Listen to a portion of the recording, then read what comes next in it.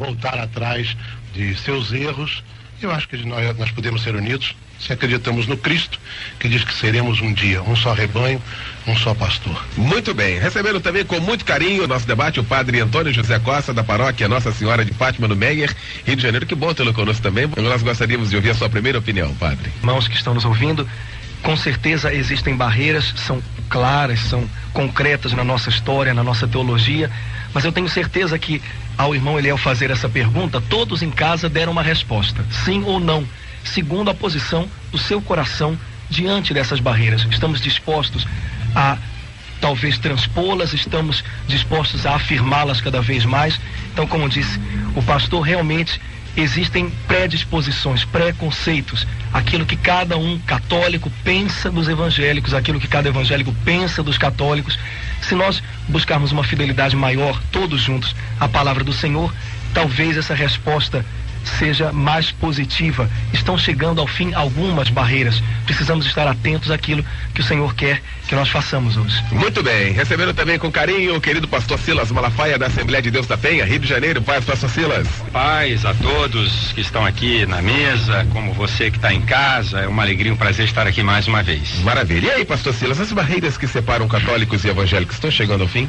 Bem, eu acredito que não, e vou tentar responder isso durante todo o debate, mas iniciando eu queria fazer uma colocação que para mim é fundamental. O instrumento da verdade científica é o experimento. Se você quer saber se alguma coisa é verdade ou mentira na ciência, você tem que ir para o experimento. O experimento é que diz se alguma coisa na ciência é verdade ou mentira. Exemplo, a teoria da evolução, ela vai continuar a ser teoria da evolução, porque quando ela é submetida à prova científica do experimento, ela não passa. Então, na ciência, verdade ou mentira passa-se pelo experimento. Na teologia e no cristianismo, o instrumento da verdade teológica é a palavra de Deus. Se você quer saber se alguma coisa é verdade ou mentira, teologicamente falando, não é o pastor, nem o padre, nem o papa, nem o bispo da igreja evangélica ou da igreja católica. A palavra de Deus é que me diz quem está com a verdade. Eu não sou dono da verdade, ninguém é dono da verdade no sentido dela ser absoluta. A única verdade absoluta é a palavra de Deus e o próprio Deus. Então, se você quer saber onde está a verdade a nível do cristianismo, não é o que eu penso, ou o que o padre pensa, ou o que o bispo pensa, ou o que o evangélico pensa, ou o que o católico pensa. A verdade da teologia está na palavra de Deus. Então o que tem que se fazer? Os dogmas, sejam católicos ou evangélicos, têm que ser submetidos à palavra. E aí nós vamos ver o teste da palavra. Quem é que está com a verdade? Pelo teste da palavra, não pelo teste da axiologia, o teste do conceito teórico, filosófico, teológico, mas o teste da palavra. A palavra de Deus me diz quem está com a verdade ou não. E na minha concepção, as diferenças vão continuar, porque quando se passa pelo teste da palavra, nós não concordamos com vários pontos que acredito que aqui no debate nós vamos elucidar. Gostaria de informar também que nós estamos aqui debatendo ideias, não estamos debatendo sentimentos. Nós amamos a todos, até os contrários, amamos os budistas, os ateus, e nós aqui não estamos discutindo pessoas. Eu quero deixar bem claro, porque cada um tem um jeito de ser, um é mais sanguíneo, o outro é mais calmo e tal. Nós aqui estamos debatendo ideias, quero deixar bem claro, eu amo todas as pessoas, até os assassinos, bandidos, vagabundos que tem na vida. Como cristão nós temos que amá-los. Então, quero deixar bem claro aqui que nós não estamos discutindo personalidades aqui. Nós estamos no campo das ideias e submetendo elas à palavra de Deus, que é o instrumento da verdade teológica. Muito bem, começando então o nosso debate, cada um pode dar a primeira opinião.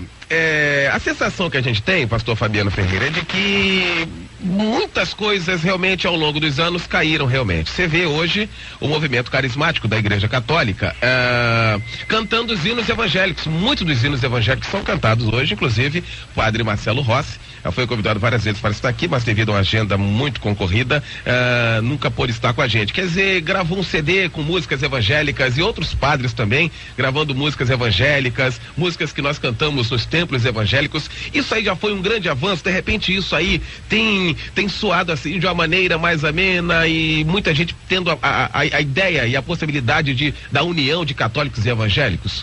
Olha, a realidade dos fatos é que houve uma mudança muito grande a partir do Concílio Vaticano II, em relação até mesmo à própria perspectiva da escritura. E a partir do momento que se sancionou uma metodologia nova para abordar as escrituras, e isso dentro da academia, de um modo geral, trouxe uma aproximação entre evangélicos e católicos no que diz respeito à análise das escrituras sagradas. A utilização do método histórico-crítico, que começou lá pelo iluminismo e trouxe uma aproximação a partir do Concílio Vaticano II, como também um incentivo para a leitura da Bíblia nos lares católicos e tudo mais. Essa aproximação, em certo sentido, é benéfica, porque o Espírito de Deus, que fala através da palavra, conduz muitos à verdade através da própria leitura da Bíblia. Agora, o que acontece é que quando nós ouvimos discursos, às vezes, de algumas pessoas falando algumas coisas que hoje acontecem no catolicismo e coisas que hoje não acontecem, por exemplo, são baseadas simplesmente naquilo que uma pequena parcela de católicos vivencia. Mas o povão, de um modo geral, ainda continua sendo voltado àquelas superstições, idolatria e uma série de outras coisas, e não corresponde com a verdade. Então, o que acontece? Quando há essa abertura, de um modo geral, a gente tem a nossa suspeita no sentido de que, será que de fato está acontecendo uma aproximação? Eu já ouvi discurso até aqui na Rádio Melodia de que não existe idolatria no sentido de adoração a Maria, não existe uma série de outras coisas, que a supremacia papal, e no entanto a verdade dos fatos não é esta. O que o povão está vivendo hoje no nosso país é de fato a mesma ignorância que viveu na ocasião da Idade Média. Muito bem, doutor Vinícius Nelson. Aliás, foi em abril quando o senhor esteve aqui, não é? Eu fiz a pergunta sobre a questão de Maria e o senhor dizia que a Igreja Católica não tem nada a ver com Maria. Não falei isso, não. Eu disse, a Igreja Católica tem muito a ver com Maria, como a Bíblia diz. Vamos providenciar. Tem a gravação aí pra gente aí? Muito a ver gravação com Maria. De abril. Vê pra gente se tem a gravação de abril. O próprio São Lucas declara o anjo aparecendo a Maria e dizendo, Ave Maria, cheia de graça, o Senhor é contigo. Então, e ela respondendo com a saudação de Ana, mãe de Samuel, dizendo também que todas as gerações me chamarão de bem-aventurado. Então, essa bem-aventurança de Maria para nós continua e não vai desaparecer nunca, porque é bíblica, está nos evangelhos. O que acontece é que através dos tempos, pela ignorância do povo católico, pela ignorância do povo cristão, vamos dizer, a nossa reforma, a contra-reforma começou em 1540 e poucos. Então, durante todo o período do cristianismo, havia sempre a devoção a Maria, no sentido de ser a mãe do Cristo, mas nunca, como muita gente acha, até católicos, de endeusar ou adorar. Nós não admitimos na Igreja Católica a palavra adorar Maria, só se adora a Deus. É o único ser adorado, é o próprio Deus. E o Filho de Deus, Jesus Cristo, é o único centro de toda a vida da igreja. Então esse negócio de dizer que Nossa Senhora é deusa, isso não existe. Nossa Senhora seja adorada, isso não existe. Nenhum católico orientado aceita isso. Nem o magistério da igreja, nem os documentos da igreja. Você não vai encontrar nunca ninguém. Hoje, por exemplo, é dia de um santo chamado São Bernardo, que foi um abade que tentou lutar contra os erros do seu tempo, em 1100 e poucos, contra erros do clero no seu tempo, que fundou um monte de mosteiros, depois foi abade no mosteiro de Clairvaux. Esse homem era um devoto de Maria no sentido de ser a mãe de Cristo, a mãe de Jesus, mas jamais falou em adoração de Nossa Senhora. Isso não existe. Criou-se entre nós uma barreira, mostrando isso. É uma coisa muito importante lembrar. Eu sou médico, fiz muitos partos no hospital ali do Amparo da Rua Itapiru, agora chamaram Amparo Maternal, né? Amparo Maternal, acho que é Amparo Maternal. E as irmãs luteranas, que são religiosas, que usam hábito também, elas têm em cada quarto, em cada sala de parto, um retrato, uma imagem de Maria, um retrato, que a gente considera Maria como uma heroína da fé, como qualquer santo para nós, Dom Pedro I, para herói da nacionalidade, e Dom Pedro II, ou Tiradentes. Então nós temos os santos como heróis, aqueles que são dignos de serem imitados na sua fé em Jesus Cristo.